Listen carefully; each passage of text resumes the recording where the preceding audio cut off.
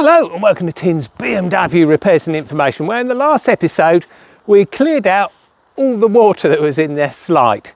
And in one of the comments, and yes I do read all the comments, someone said, I wonder if you can do the same sort of technique on the rear indicator clusters or the turn signals, so they get green mould at the bottom of them.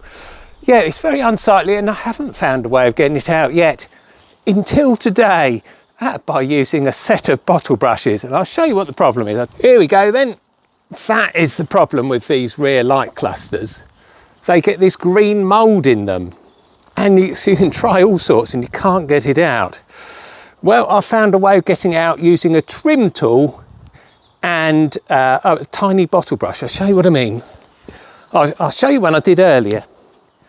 And here we go, look at that then. What a difference that makes, doesn't it? Fantastic, it looks almost new.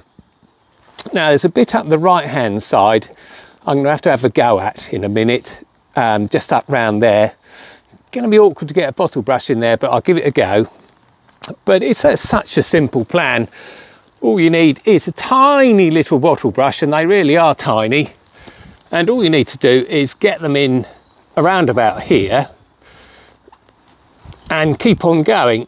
And if you can't get it in, you use a trim tool to push it in. Now, it's going to be nigh on impossible without two hands.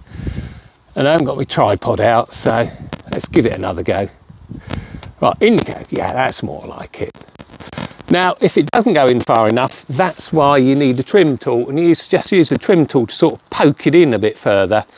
And you'll need that here and there. Also, it will disappear underneath at some point. Oh, there goes that last bit of dirt I didn't get out last time.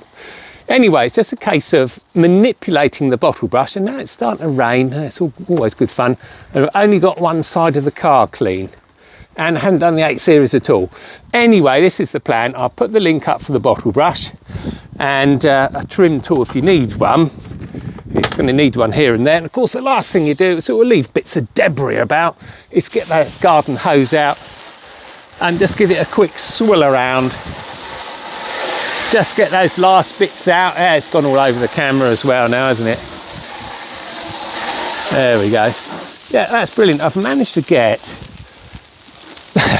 my box of cleaning equipment wet from the hose and from the sky at the same time.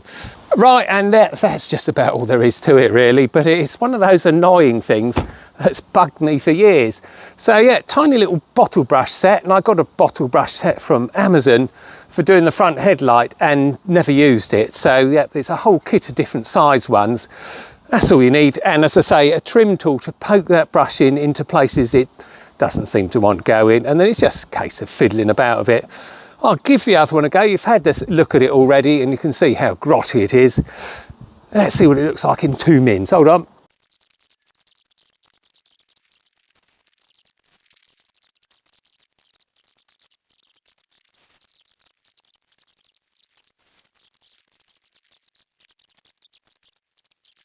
Blast me at the same time. Here we go. Yeah, he's out. There we go.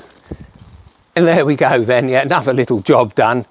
Yeah, that was good. I really enjoyed that because that has been looking ghastly for absolutely years, and that's all nice and clean again. Yeah, it's just a shame the clear coat's coming off the bumper as well. There you go. Anyway, that'll do for now. Yeah, a 5-minute one for you. A couple of bottle brushes, trim tool, soapy water, hose pipe. Yeah, and the water doesn't get in the lamp assembly because there's a big seal around it. Okay, put the thumbs up if that helped. Thanks for watching, and I'll see you next time.